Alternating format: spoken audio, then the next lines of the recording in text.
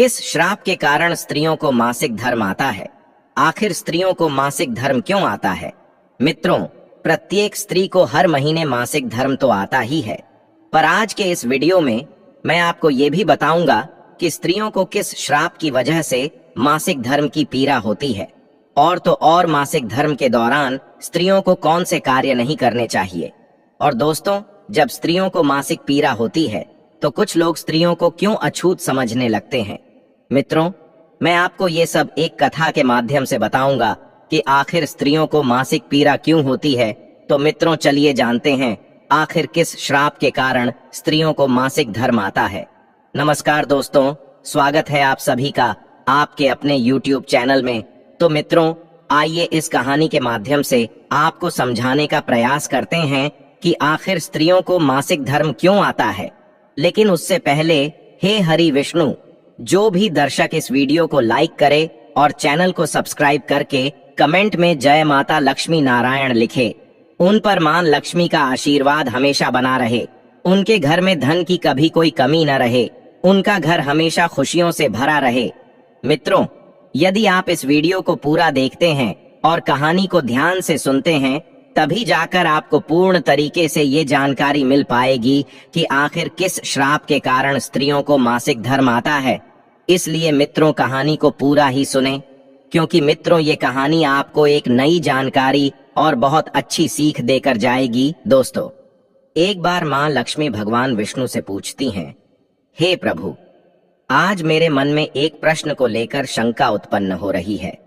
प्रभु, इस विश्व जगत में केवल आप ही मेरे मन में उठ रही मेरी इस शंका का समाधान कर सकते हैं। मां लक्ष्मी जी की बात सुनते ही भगवान विष्णु जी कहें, हे प्रिय, तुम्हारे मन में जो भी प्रश्न है जिसकी वजह से तुम्हें शंका हो रही है, वह तुम निसंकोच होकर पूछो। मैं तुम्हारे मन में उठ रही सभी शंकाओं का समाधान अवश्य करूंगा। तब मां लक्ष्मी जी कहती हैं, हे नाथ, वह कौन सा श्राप है जिसके कारण स्त्रियों को मासिक धर्म की पीड़ा सहन करनी पड़ती है। माता लक्ष्मी ने अपना दूसरा प्रश्न पूछते हुए कहा, हे प्रभु, एक स्त्री को मासिक धर्म में वो कौन से कार्य नहीं करने चाहिए जिससे वो अपने ऊपर लगने वाले पाप से बच सके। तब भगवान विष्णु कहते हैं, हे लक्ष्मी, तुमने संपूर्ण मानव जाति के कल्याण हेतु अत्यंत उत्तम प्रश्न किया है। मैं तुम्हारे इन सभी प्रश्नों का उत्तर तुम्हें बलराम नामक एक पुरुष के जीवन में हुई घटनाओं के माध्यम से दूंगा, जिससे प्रिय तुम्हें तुम्हारे प्रश्नों का उत्तर इस कथा के माध्यम से प्राप्त हो जाएगा। यह कथा इतनी पावन है कि इस कथा के श्रवण करने मात्र से ही समस्त मनुष्यों के पापों का नाश हो जाता है। जो भी गृहस्थ जीवन में है और वह पति पत्नी इस कथा को ध्यान पूर्वक सुनते हैं तो उन्हें सुख और सौभाग्य की प्राप्ति होती है। इसलिए हे देवी लक्ष्मी, मैं जो कथा आपको सुनाने जा रहा हूँ, आप भी इस कथा को ध्यान पूर्वक पूरा अंत तक अवश्य सुनिएगा। अब देवी लक्ष्मी कहती है, हे नाथ, यह बलराम कौन था और उनके जीवन में कौन सी घटनाएं हुई थीं? हे प्रभु, मैं इस कथा को सुनने के लिए उतावली हो रही हूँ। कृपया आप इस कथा को मुझे सुनाइए। मैं इसे ध्यान पूर्वक पूरा अवश्य सुनूंगी और संपूर्ण विश्व जगत में विख्यात भी करूंगी। तब भगवान विष्णु कथा सुनाना आरंभ करते हैं और कहते हैं कि हे देवी लक्ष्मी, पूर्व काल की बात है। निर्मल देश में एक अत्यंत सुंदर नगरी थी। उस नगरी में बलराम नाम का एक ब्राह्मण रहा करता था। बलराम को समस्त वेदों और शास्त्रों का ज्ञान था। वह एक तेजवान और परम बुद्धिमान, गुणवान तथा धर्म के मार्ग में खुद की आहुति दे देने वाला एक ब्राह्मण था। सभी वर्णों के लोग बलराम को बड़ा सम्मान देते थे।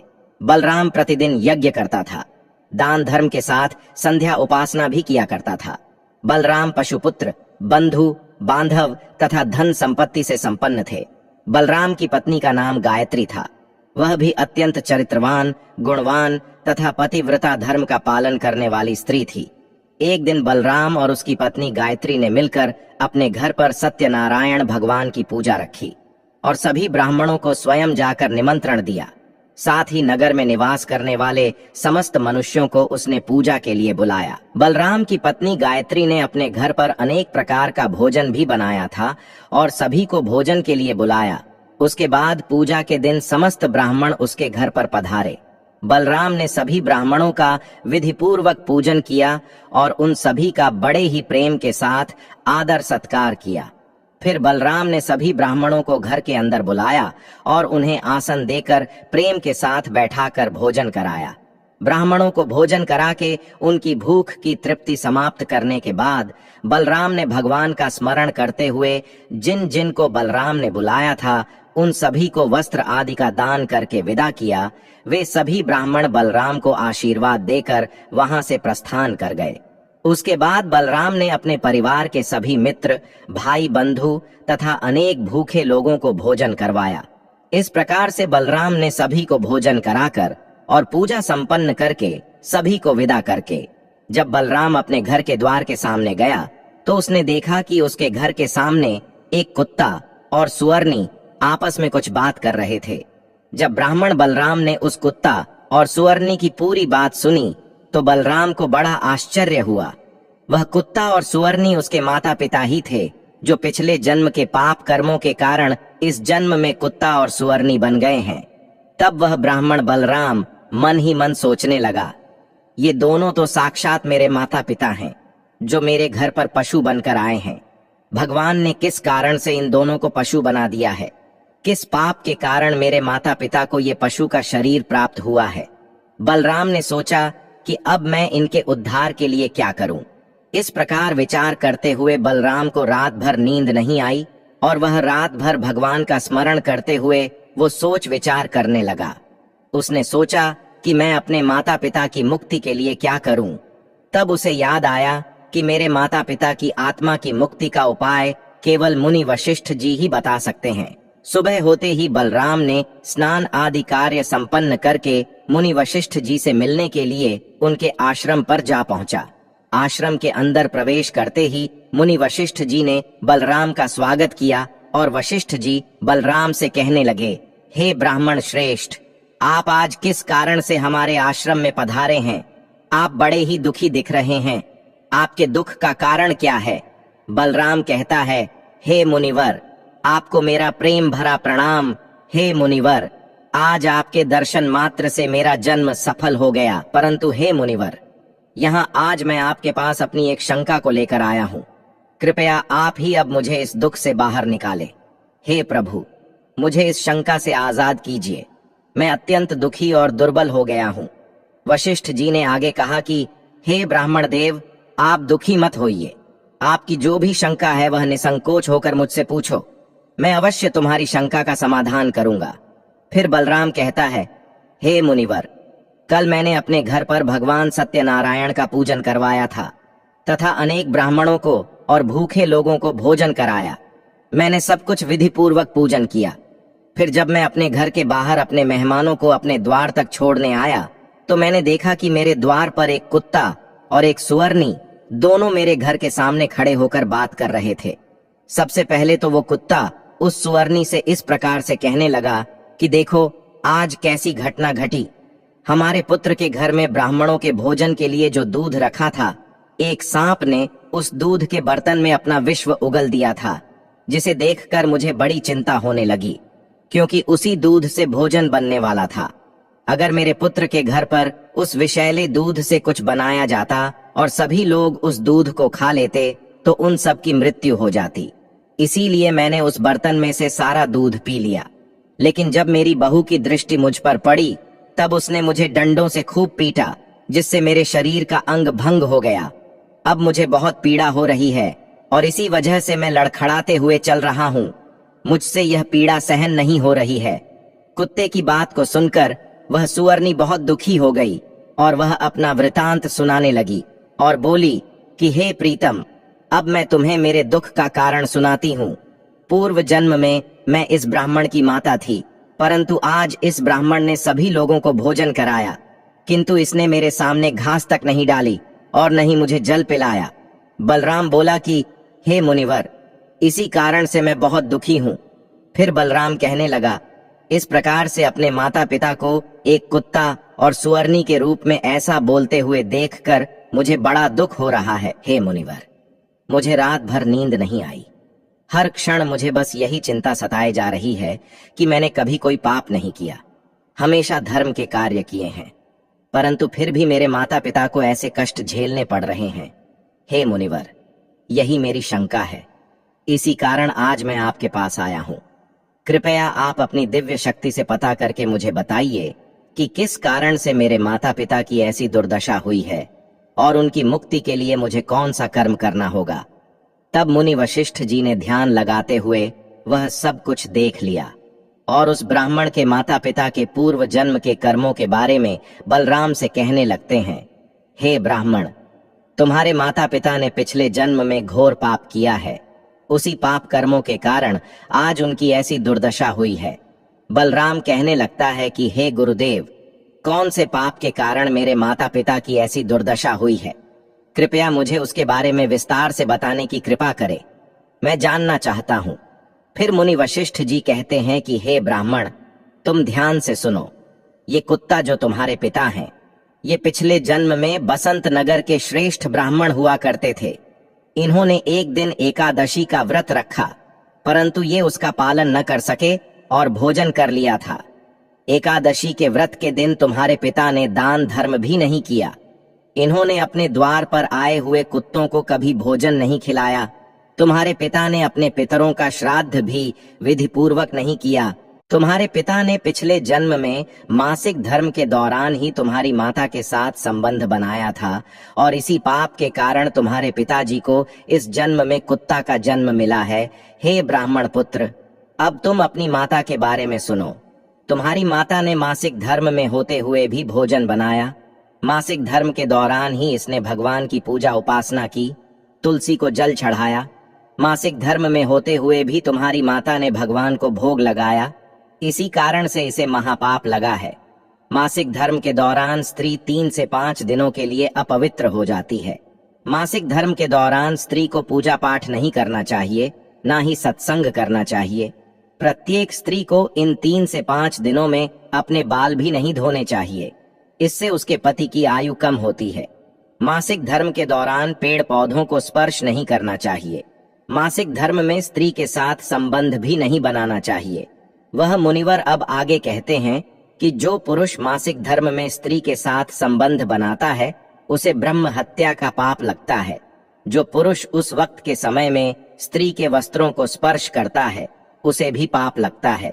मासिक धर्म स्त्री के शरीर में 3 से 5 दिनों तक ब्रह्म हत्या का पाप निवास करता है और 6वें दिन ही वह स्नान करके पवित्र हो जाती है। 6वें दिन स्नान करने के पश्चात स्त्री को अपने पति का मुख देखना चाहिए, अन्य किसी पुरुष का मुख नहीं देखना चाहिए। यदि पति समीप न हो तो सूर्य देव के दर्शन करने चाहिए। गुरु वशिष्ठ बलराम से कहते हैं, हे ब्राह्मण श्रेष्ठ, इसी पाप के कारण तुम्हारे पिता को कुत्ता और तुम्हारी माता को स्वर्णी का जन्म प्राप्त हुआ है। बलराम कहता है, हे मुनिवर, अब आप मुझे मेरे माता पिता की मुक्ति के लिए उपाय बताने की कृपा करें। तब वशिष्ठ जी अपनी दिव्य दृष्टि से इसका मार्ग भी देख लेते हैं और कहते हैं कि हे ब्राह्मण, तुम किसी भी अमावस्या के दिन अपने माता पिता की मुक्ति के लिए श्राद्ध तथा तर्पण करो और दान धर्म करो, गाय की सेवा करो, गौ माता को भोग खिलाओ और अपने माता पिता की मुक्ति के लिए भगवान से प्रार्थना करो। बलराम जैसा वशिष्ठ जी कहते हैं वैसा ही करता है और फिर उसके माता पिता को समस्त पापों से मुक्ति मिलती है। अब भगवान विष्णु देवी लक्ष्मी से कहते हैं, हे देवी, अब मैंने तुम्हें रजस्वला स्त्री को कौन से कार्य नहीं करने चाहिए, इस विषय में तो बता दिया। हे देवी, अब मैं तुम्हें यह बताता हूँ कि किस श्राप के कारण प्रत्येक स्त्री जाति को मासिक धर्म की कठोर पीड़ा को सहन करना पड़ता है। तब मां लक्ष्मी जी बोली, हे नाथ, आपके इस प्रश्न के उत्तर से प्रत्येक स्त्री जाति की रक्षा होगी। मैं स्वयं उनके साथ रहकर उनको इस विषय में मार्ग प्रदान करूंगी। तब भगवान विष्णु कहते हैं, हे देवी, ठीक है, मैं तुम्हें इस प्रश्न का उत्तर भी दे देता हूं। प्राचीन में कालकेय नाम का एक प्रसिद्ध दानव हुआ करता था। दानव होने के कारण उनका स्वभाव दानवीय प्रवृत्ति का था और वो हमेशा ही युद्ध करने के लिए तत्पर रहते थे। फिर अचानक से एक दिन सभी दानव वृत्रासुर दानव के साथ मिलकर स्वर्ग लोक पर आक्रमण करने लगते हैं।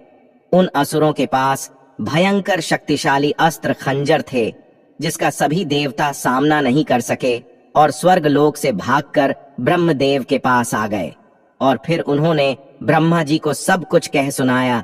तब ब्रह्मदेव ने उन्हें असुरों को परास्त करने का उपाय बताते हुए कहा, हे इंद्र, तुम इसी क्षण महर्षि दधीचि के पास चले जाओ। वे तुम्हें अपनी शरीर की हड्डियों से तुम्हें अस्त्र शस्त्र प्रदान करेंगे और तुम उन्हीं अस्त्रों का प्रयोग करके वृत्रासुर का वध कर सकोगे। फिर सभी देवता महर्षि दधीचि के आश्रम पर जाते हैं और वे सभी उनसे प्रार्थना करते हैं और महर्षि दधीचि से अस्त्र प्रदान करने की विनती करते हैं। फिर संसार के कल्याण के लिए महर्षि दधीचि अपने ही शरीर की हड्डियों से अस्त्र का निर्माण करते हैं। उन्हीं अस्त्रों में से एक वज्र नाम का अस्त्र होता है, जिस अस्त्र को देवराज इंद्र धारण कर लेते हैं और फिर से सभी देवतागण वृत्रासुर के साथ युद्ध करने के लिए निकल जाते हैं। उसके उपरांत देवताओं और दानवों के बीच भीषण युद्ध होता है।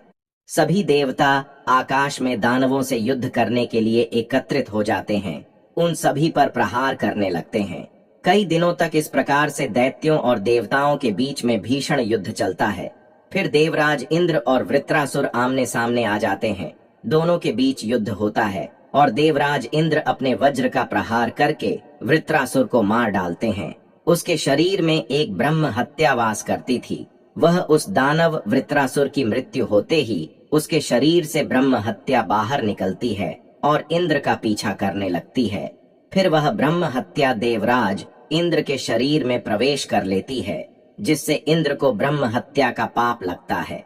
देवराज इंद्र ब्रह्मदेव के पास जाते हैं और उनसे ब्रह्म हत्या से छुटकारा पाने का उपाय पूछते हैं।